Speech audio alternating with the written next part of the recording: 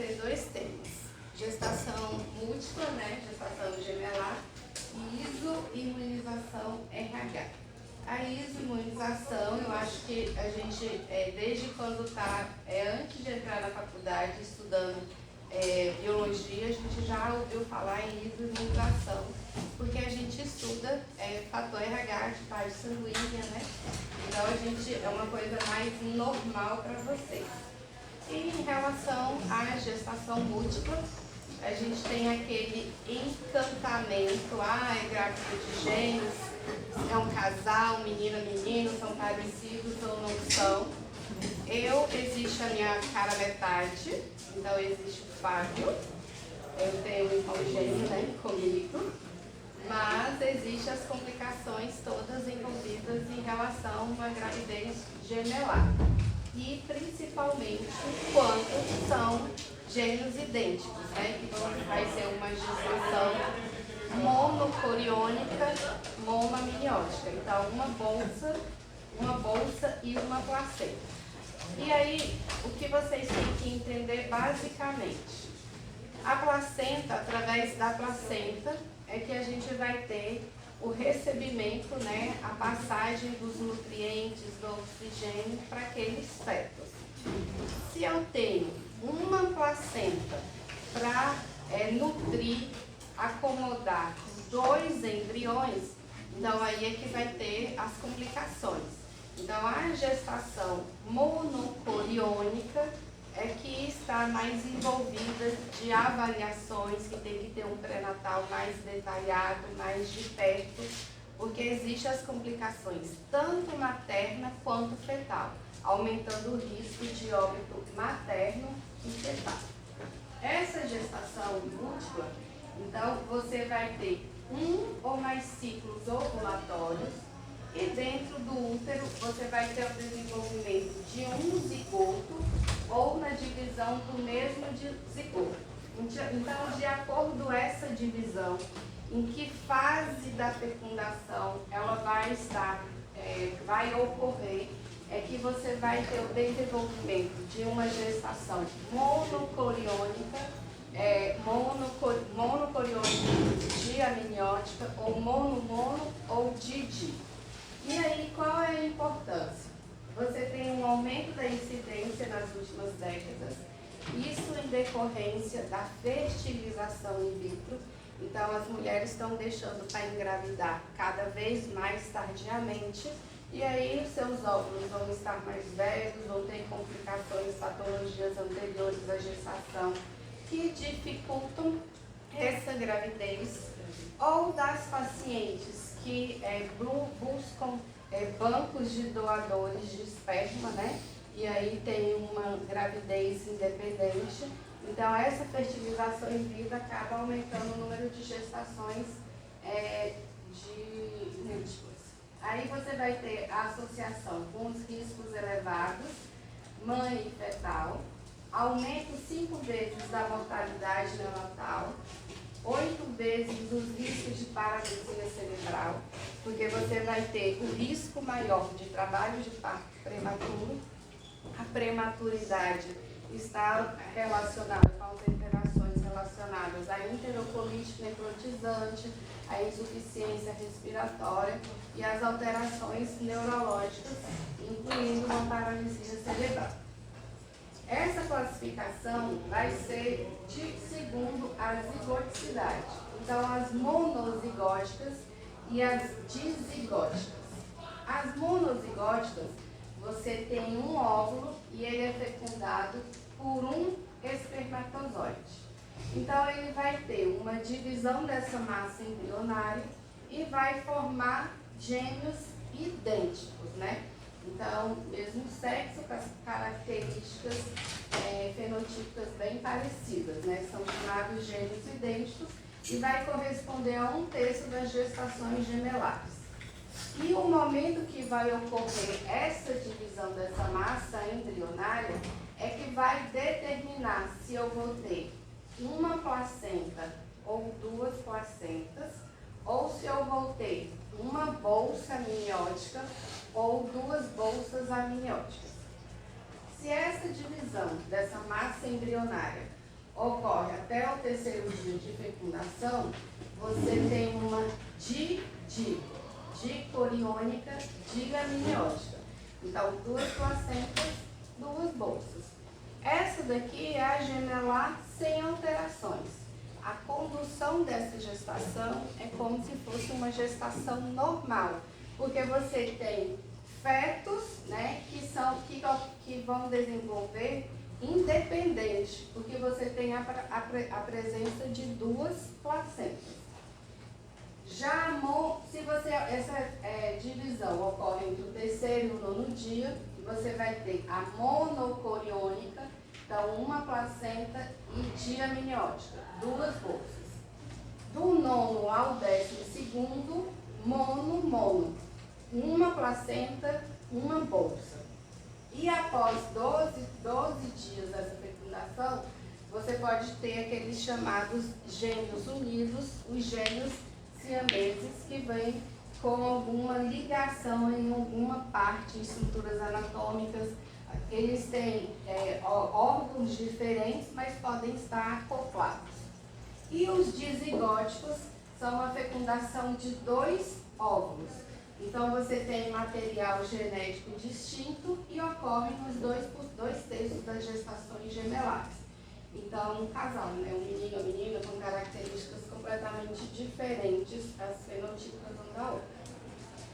A classificação, então, de acordo a gente definir essa corionicidade, se ela vai ser uma placenta ou não, ou 2 placentas, que é o que torna mais importante. Porque nas gestações com apenas uma placenta, é onde você vai ter doenças e condições clínicas adversas que vão levar às complicações dessas gestações, aumentando o risco de óbito intrauterino, perdas gestacionais ou até o óbito materno. Então aqui, ó, você tem um óvulo e um espermatozoide, eles vão estar fecundando e de acordo com o período que eles vão estar fazendo esse processo de divisão dessa massa, é onde vai ter a formação de dicoriônica, então 2 placentas, ou monocoriônica, uma placenta. Pode ser diamniótica, 2 bolsas, ou monoamniótica, uma bolsa envolvendo aqueles 2 gemelares. E aí, essa determinação dessa corionicidade, quanto mais precoce, quanto mais no início da gestação, melhor que você consegue identificar.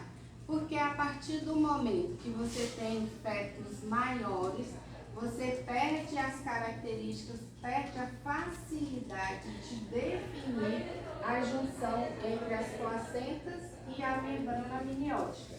E a característica dessa junção é que você vai diferenciar se é monocoriônica, diamniótica, e aí você vai ter os chamados sinais de lambda.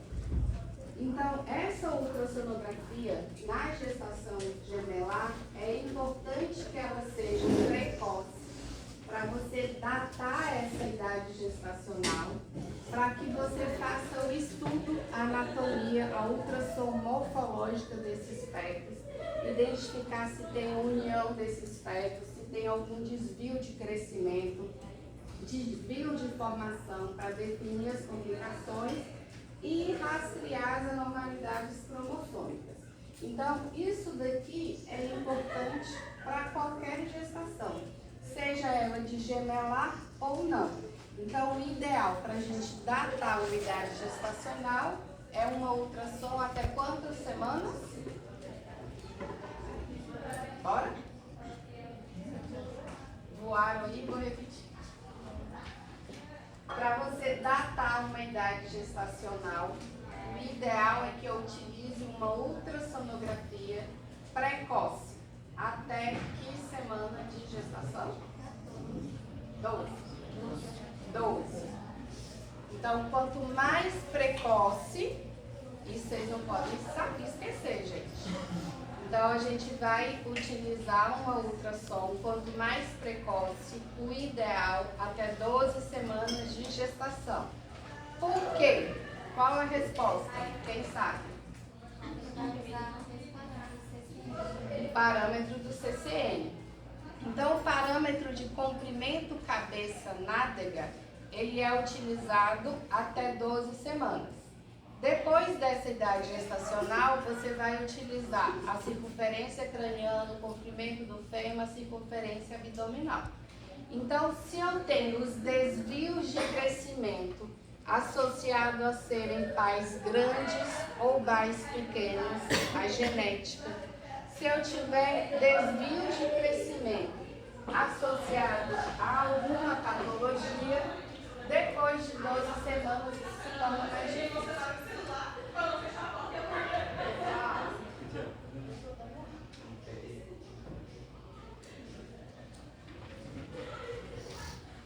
Ok? Então aqui, ó, essa ultrassom, essa datação precoce. Quanto mais precoce, então eu vou estar utilizando a medida do CCN.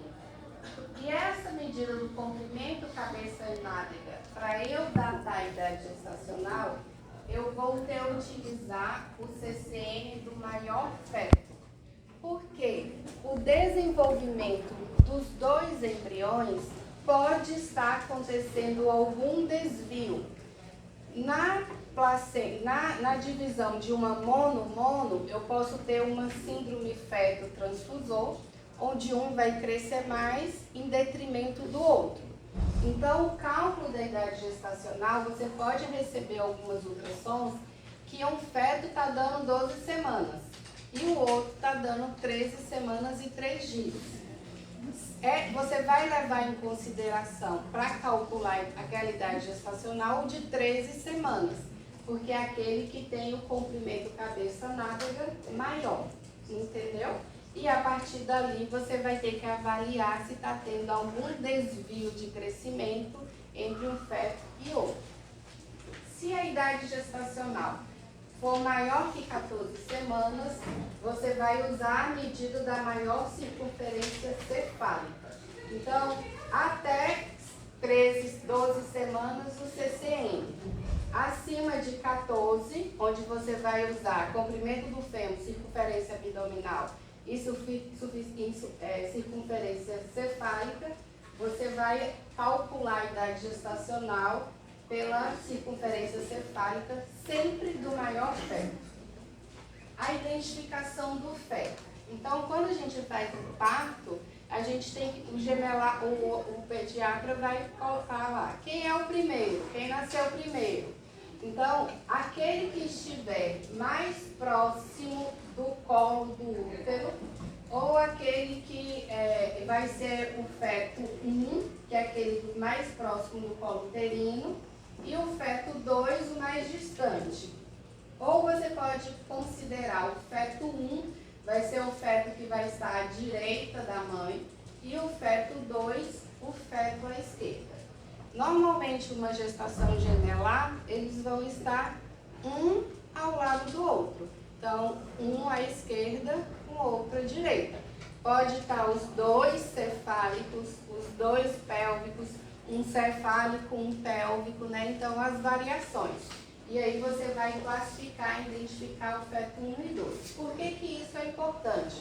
Porque você vai ter, evolutivamente, dizer que o feto A veio a óbito, que o feto 1 está maior do que o outro. Então, você tem que classificar logo do início para a gente poder fazer a comparação de uma ultrassom e outra.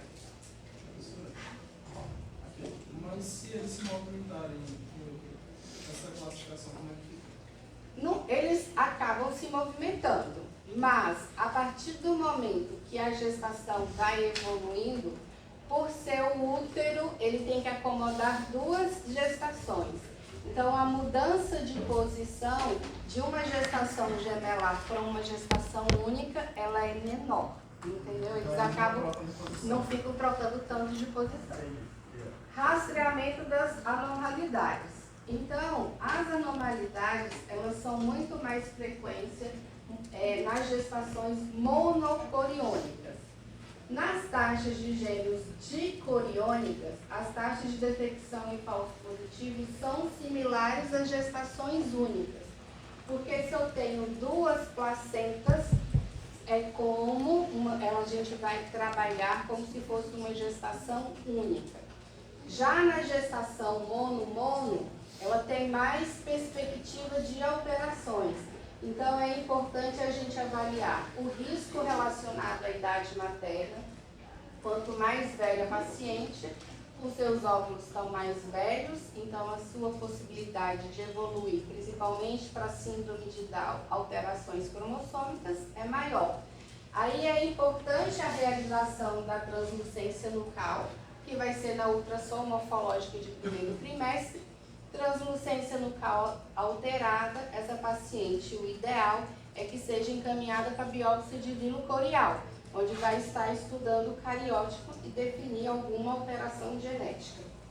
E você pode fazer esses fatores, o FCC, o beta-HCG e o PAPA no sangue materno. Então, esses elementos são constituídos da avaliação cromossômica e são feitos no exame chamado NIPT teste.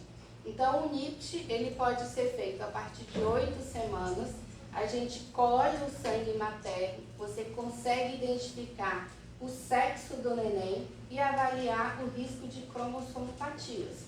Então, Down, Eduardo, Fatal, é um exame que é importante, mas que é pouco difundido pelo valor. Então, o pré-natal SUS, pouco possível, porque ele vai estar custando entre 4 mil e 5 mil reais.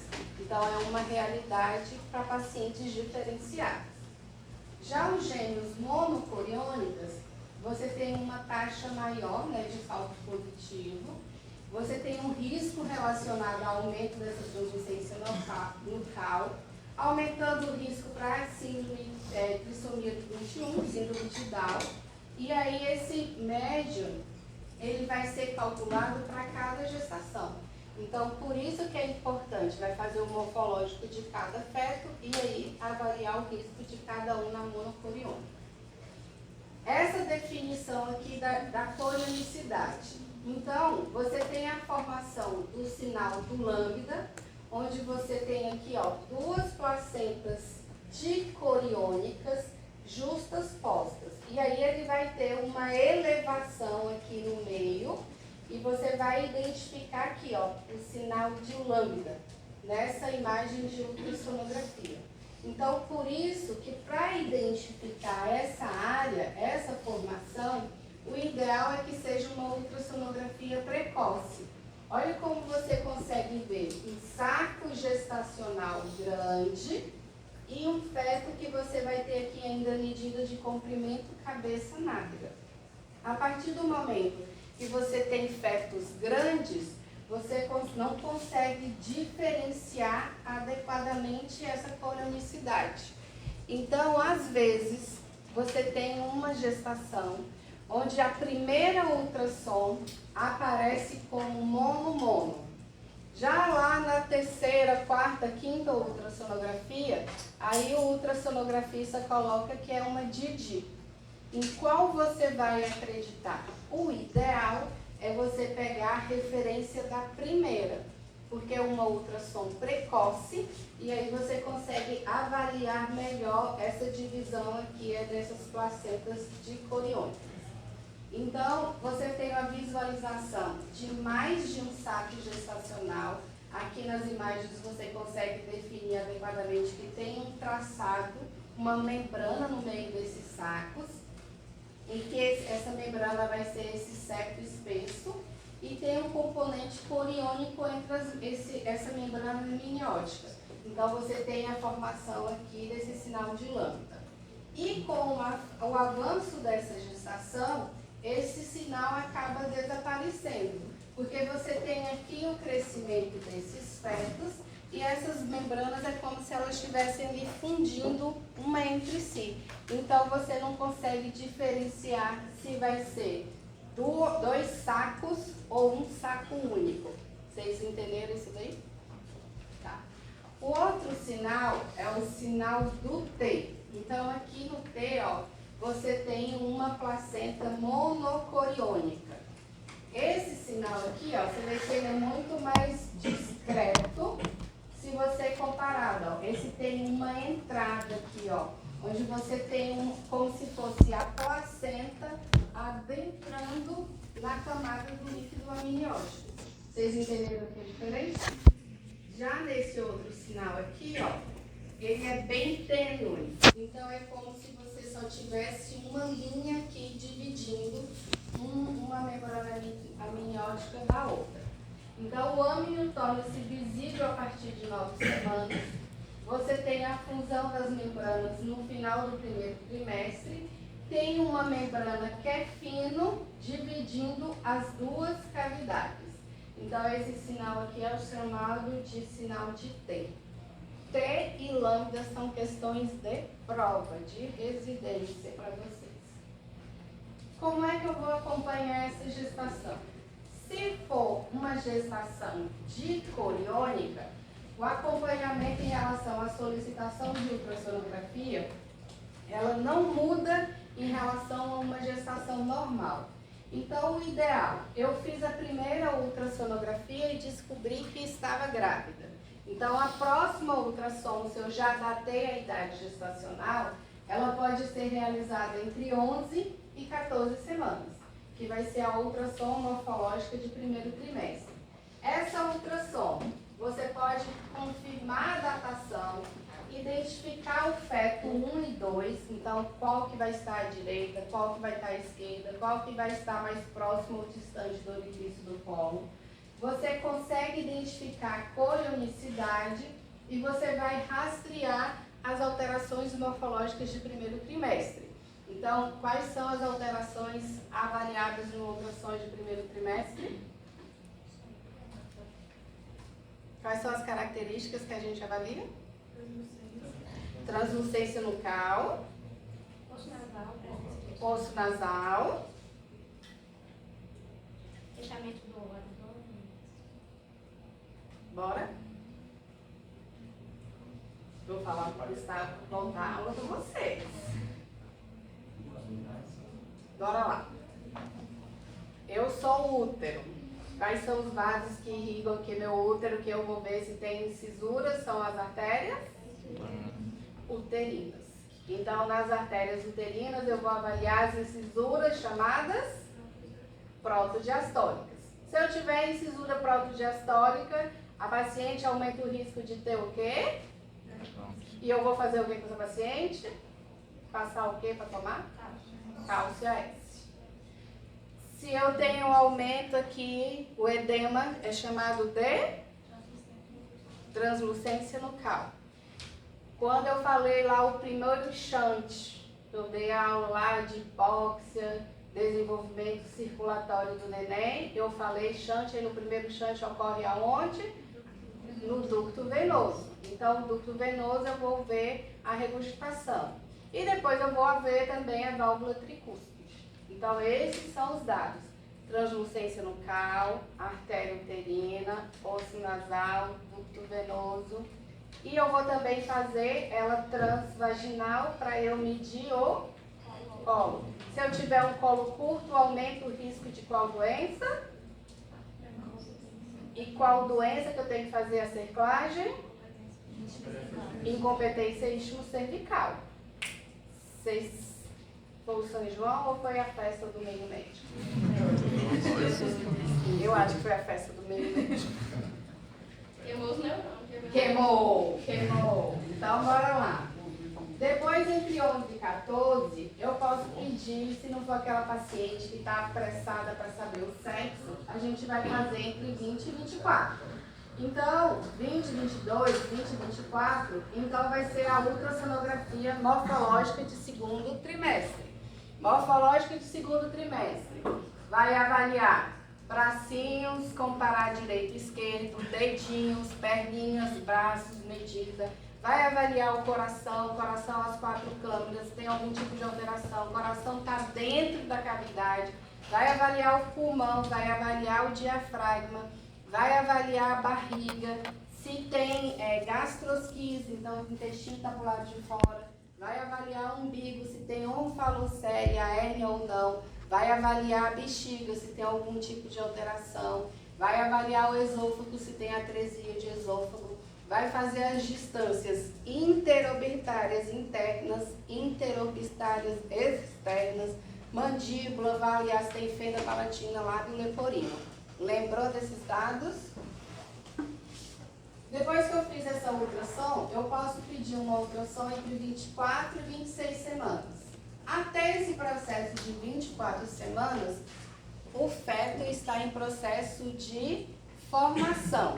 E depois disso, ele vai ganhar peso, crescer. Então, essas ultrassonografias, a partir de 24, 26 semanas até o parto, elas servem para avaliar o crescimento. Então, vai medir o comprimento do fêmur, circunferência abdominal, circunferência craniana, dá o peso. Vai avaliar placenta, localização de placenta. Vai avaliar quantidade de líquido, líquido amniótico normal, líquido aumentado, polidramina ou líquido reduzido, oligodraminia. Ok? Então, essa solicitação, ó, você fez uma entre 28 e 30, 32, 34, 33, 36, 37, neném nasceu. Ultrassonografias a partir de 32 semanas, o ideal é que você consiga intercalar o Doppler. O que é que vai fazer o Doppler? Avaliar qual fluxo de qual vasos? Artéria umbilical e artéria? Para avaliar o processo chamado de centralização fetal. Neném entrou em sofrimento, diminui o fluxo na artéria umbilical, manda o fluxo para a cabeça do neném, para manter os órgãos nobres. Ok? Então, aquela questão que vocês às vezes perguntam lá no pré-natal. Eu estou com a idade de 22 semanas, aí eu pego e faço. Faz o pedido aí de ultrassom, aí vocês falam com Doppler? Não. Porque o Doppler eu vou pedir a partir daqui, pensando 28 semanas, pode até pedir em 26, se eu estiver pensando em alguma patologia que vai alterar esse fluxo sanguíneo, ok? Gestação monocoriônica. Então, agora aqui, ó. 1, 2, 3, 4, 5, 6 ultrassonografias. Então, seria a média de uma ultrassom de gestação normal. Gemelar monocoriônica. 1, 2, 3, 4, 5, 6, 7, 8, 9, 10, 11, 12. Então, seria quase, a partir das 14 semanas, uma ultrassom a cada 2 semanas. Por quê? Porque eu tenho uma placenta nutrindo 2 fetos. Então, um feto pode ganhar mais nutrientes do que o outro, pode ter algum desvio de vaso, uma ponte entre uma placenta e outra, que está nutrindo um feto mais do que o outro. Um vai crescer mais, um vai crescer menos, ok? Então, se você acaba solicitando mais ultrassonografia, devido às patologias associadas a você ter uma placenta única, ok? Essas imagens são mais aí. Essas imagens são um livro dos cérebros. Eu passo para você. Tá? Complicações maternas. Ocorrem com maior frequência. Anemia. Toda gestante tem anemia por deficiência de ferro. Anemia dilucional. Só que agora eu tenho que ter um coração para bombear para 2 fetos. Então, o consumo de oxigênio, ter hemácias para levar oxigênio para 2 fetos, acaba aumentando o risco de anemia para a mãe. Se eu tenho 2 placentas dicoriônica, eu vou aumentar a produção de hormônios que vão atuar aumentando a hiperemese gravídica. Se eu tenho 2 placentas e uma da teoria da doença hipertensiva está associada às placentas, aumenta o risco de pré-eclâmpsia. Se eu tenho um útero que está sobredistendido, quando nascerem aqueles nenéns, ele vai ter maior dificuldade de contrair. Então, eu aumento o risco de hemorragia pós-parto ou descolamento de placenta. Aumento o risco de infecção puerperal, edema agudo. Toda gestante, ela tem um risco maior. Ela está em estado mais edemaciado anasarca, então é uma gestante, aumenta o risco de edema agudo. De cima para baixo, complicou isso daqui, aumenta o risco de óbito dessa paciente. Rotura prematura. Então, eu tenho um útero que está sobredistendido. Então, aumenta o risco de rotura, principalmente do primeiro gemelar. Então, é aquele gemelar que está mais próximo do colo do útero. Não necessariamente você precisa ter a rotura dos dois fetos, das duas bolsas, se for uma diporiônica.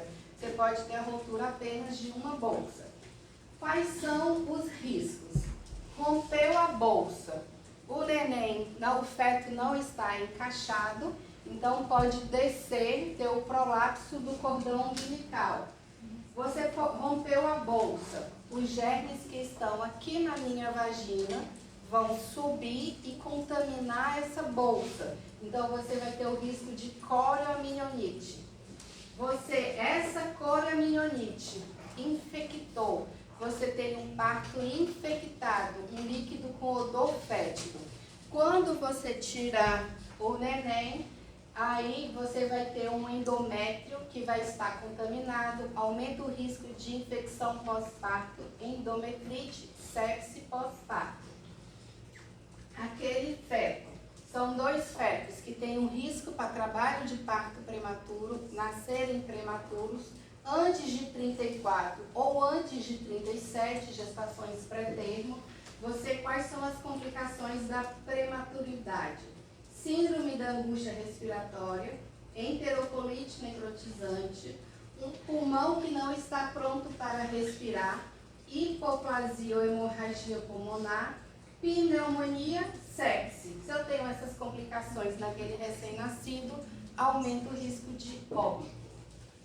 Prematuridade. Então, 2 gestações, um útero sobredistendido, uma mãe que está mais anêmica, aumenta o risco de doença hipertensiva, você aumenta o risco de ter partos prematuros. Aquela sobredistensão uterina faz com que aquele colo ele começa a amadurecer mais precocemente. Então, é importante a realização das 2 ultrassonografias morfológicas, a primeira e a segunda, onde você vai estar fazendo a medida do colo e você vai avaliar a necessidade de cerclagem, útero de presença do persário, colocar o persário, ou você pode avaliar a necessidade do uso da progesterona como profilaxia de um trabalho de parto prematuro. Então aqui, ó, mesmo você fazendo a cerclagem não tem benefícios, o uso de tocolíticos não demonstra benefícios, o uso corticoide ele deve ser utilizado principalmente nas pacientes monocoriônicas. Em obstetrícia você tem que pensar na frente. Então, se eu tenho uma paciente de uma gestação mono ou mono-di, aumentando o risco de trabalho de parto prematuro, quando eu tiver por volta de 30 semanas, eu já vou estar fazendo corticoide para essa paciente. E a progesterona também não demonstrou efeitos benéficos. Parada do desenvolvimento embrionário ou aborto.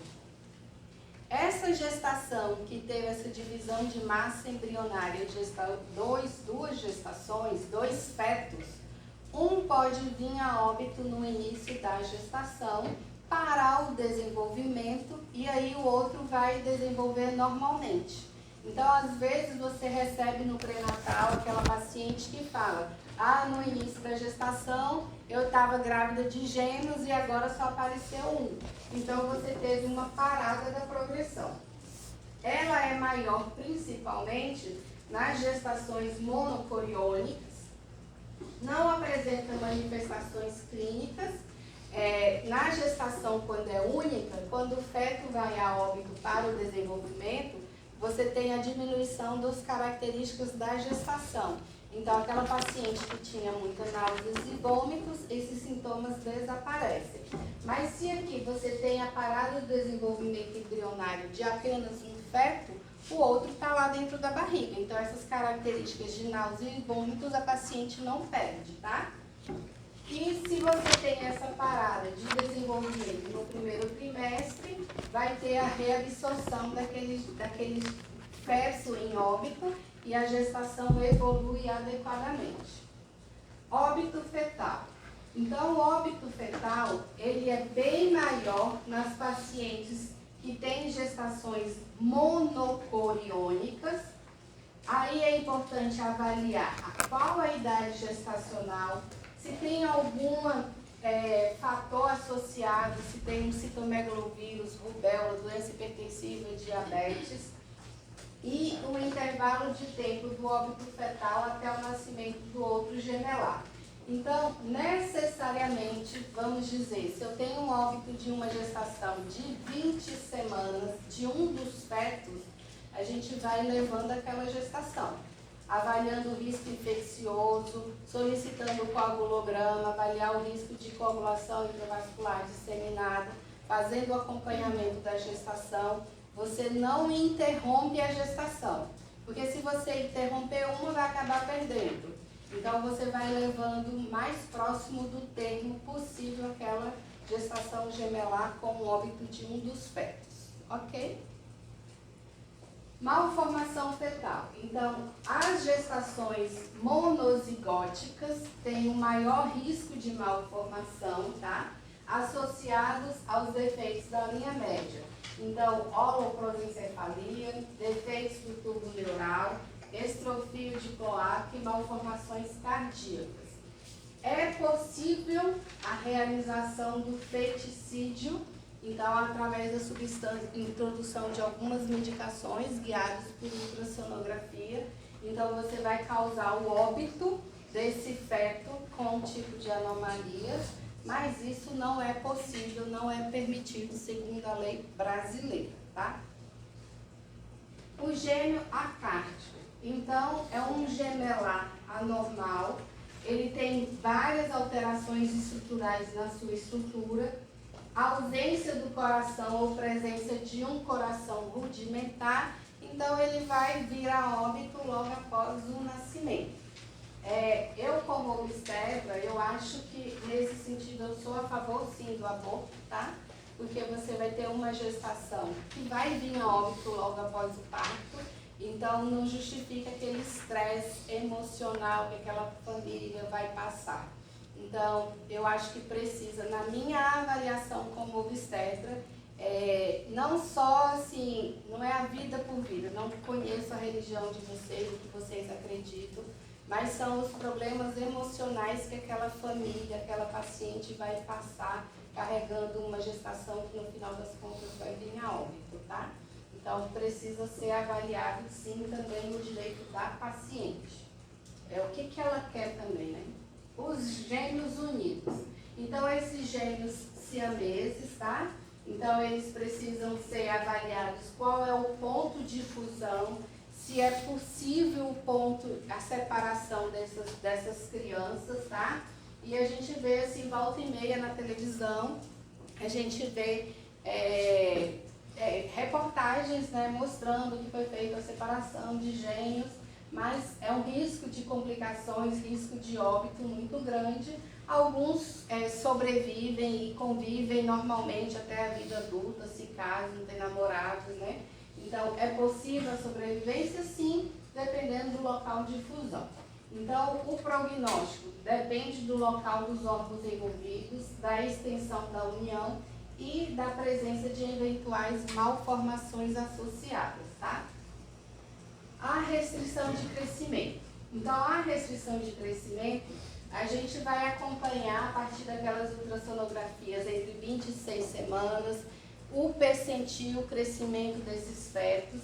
Então, o padrão de crescimento dos fetos ele é idêntico ao da gestação única até 28 semanas. Então, as curvas são as mesmas em relação às medidas do feto que vão ser adotadas. A restrição de crescimento de um ou ambos os fetos, nós devemos investigar essas causas, né? avaliar se é um diabetes, avaliar se é uma doença hipertensiva, se tem alguma alteração de sorologia que esteja causando essa restrição de crescimento. Então, é importante a realização da ultrassom e o momento de interromper aquela gestação. Restrição de crescimento, o que você tem que pensar é o seguinte, mais ou menos é o que eu costumo explicar para as pacientes de forma que elas entendam.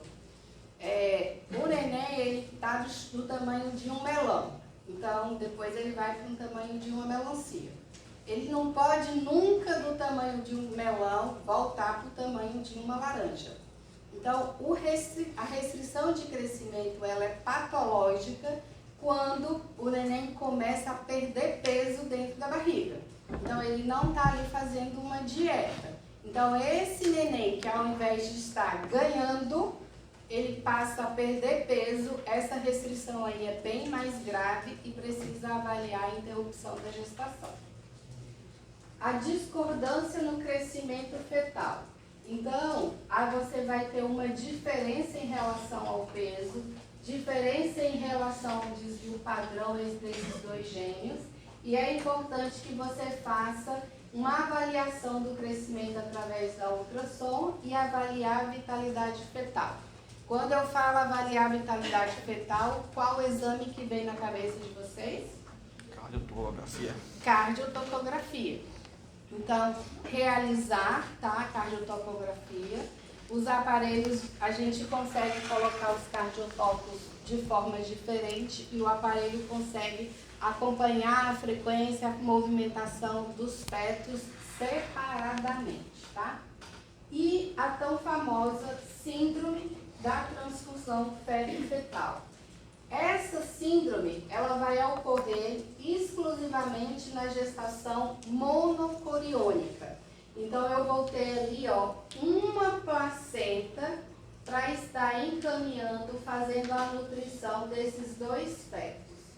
Aí você vai ter uma transferência não balanceada entre essas duas circulações e você vai ter a presença de uma anastomose arteriovenosa placentária.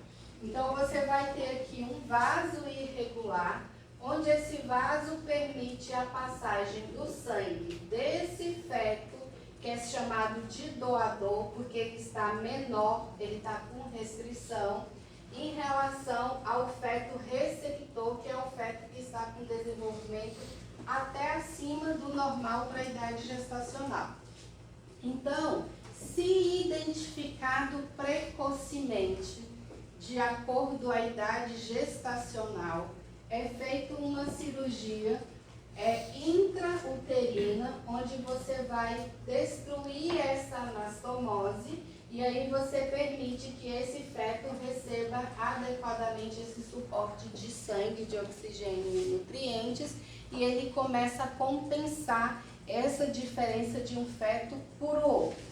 Então, o gêmeo chamado doador, que vai ser o de menor tamanho, ele vai ter anemia e restrição de crescimento.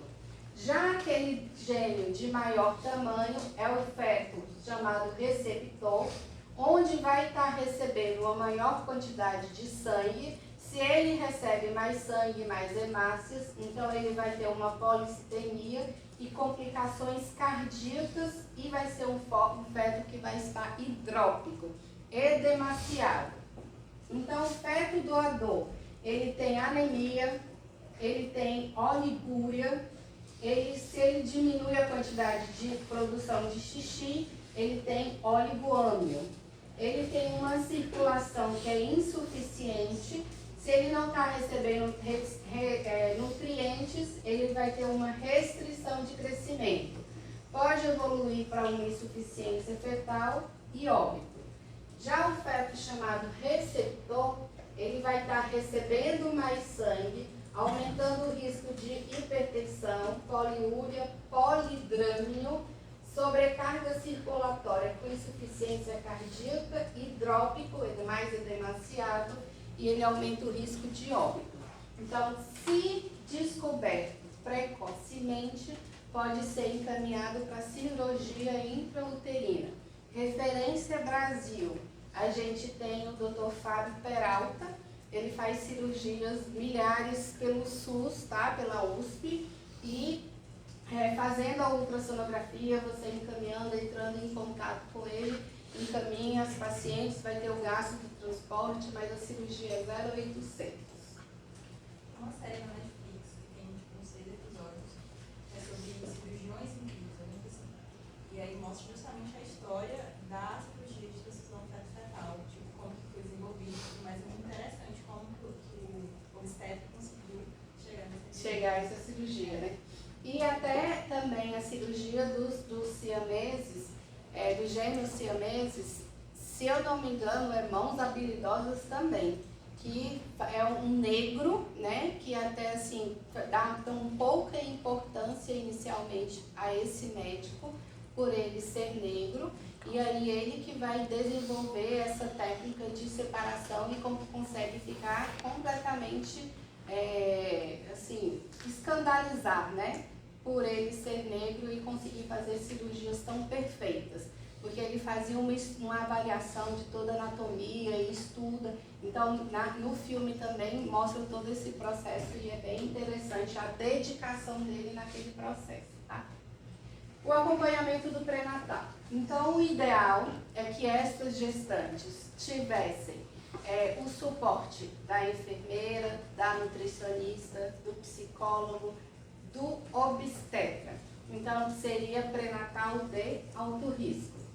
Exames laboratoriais são os mesmos. A gente tem uma repetição trimestral da hemoglobina pelo maior risco de anemia. É importante a suplementação de ferro e ácido fólico, que é obrigatória para toda gestante, e a pesquisa do Streptococcus do grupo B, que também seria importante para todas as pacientes. E os exames periódicos de ultrassom, a gente viu que se for uma dicoriônica diamniótica, seria igual a uma gestação normal. Quando vocês têm uma monocoriônica diamniótica ou uma mono-mono, uma placenta e uma bolsa, essa frequência de ultrassonografias ela deve ser maior para a gente investigar principalmente o acompanhamento do peso, o desenvolvimento de edema, o risco de transfusão feto-fetal. Ok? Perguntas até o momento? Não? Agora, bora lá. Quando é que eu vou interromper a gestação? Se eu falei para vocês que uma dicoriônica diamniótica, então DID é uma gestação normal, eu posso caminhar ela mais para o termo da gestação. Então, a gente pode aguardar até 38 mais 6, 39 semanas de gestação. Se eu tenho uma monocoriônica, então uma placenta e 2 bolsas, eu posso levar até 37 semanas de gestação. Agora, se eu tiver uma mono-mono, uma bolsa e uma placenta, normalmente até 34, e a grande maioria da literatura fala em interrupção até 32 semanas, tá? É uma realidade que é difícil. Por exemplo, eu estava no plantão quinta-feira, internei uma paciente mono-mono, estava no plantão ontem, ela estava na enfermaria do HO e ainda não conseguiu interromper a gestação. Porque ela está em 32 semanas, 32 semanas eu vou precisar de 2 vagas em neonatologia. Se eu fizer o corticoide, pode ser até que não precise da vaga. Mas eu só posso fazer a vaga, só posso fazer o parto se eu tiver a vaga. Agora, se ela entrar em trabalho de parto, se eu tiver uma ultrassonografia com alteração, eu faço o parto independente da vaga, porque aí eu tenho uma justificativa clínica, ok? Então, lembrar sempre, a mono-mono é a que tem os desfechos mais desfavoráveis e aquela que a gente vai prestar atenção. O parto vai ser cesáreo ou normal? Vai depender basicamente da habilidade do obstetra, entendeu? da habilidade, da disponibilidade da equipe médica de enfermagem e da equipe de neonatologia para dar assistência àquele parto. Então, se eu tiver cefálico, essa gestação de 39 semanas pode evoluir para o parto normal. É lógico que você vai ter uma ultrassom para estar avaliando o peso desses fetos. Se eu tiver um primeiro não cefálico, então o primeiro vai estar pélvico, então o interessante é ela encaminhar para a cesárea. Se eu tiver o primeiro cefálico e o segundo não cefálico, aqui ficou a palavra errada, pode ser o parto vaginal, porque o segundo, quando sai o primeiro, ele pode rodar o cefálico e se ele tiver pélvico, ele pode vir pélvico. Mas às vezes ele estava pélvico e rodou para transverso. Aí você fez o parto do primeiro cefálico e vai para o segundo para cesariana, ok?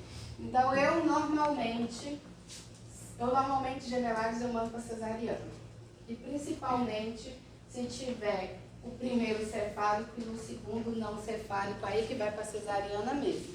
Porque eu não sei como é que vai ser a evolução do segundo. E se tiver um cefálico, outro não cefálico, é um transverso, aí obrigatoriamente vai para cesariana mesmo, se identificar o transverso na ultrassom. É importante que depois do parto, a gente faça a avaliação da placenta e encaminhe para a avaliação histopatológica, porque isso daí é que vai confirmar a corionicidade e aí você avaliar as diferenças de alterações de tamanho daqueles dois gemelares no pós-parto, o acompanhamento deles no pós-parto. Ok? Perguntas? Gestação de gêmeos é fator de risco para a inversão uterina? No parto normal, no caso? Não. Não, né? Não. Perguntas? Aumenta o risco de hemorragia, de infecções, mas não inversão uterina. O fator inversão uterina, ele vai ser maior associado à sua tentativa de extração mesmo, tá bom? Extração de placenta. Perguntas? Vocês querem... Agora são 15 para as 3. A aula de... Deixa eu perguntar aqui quantos slides, se vocês querem...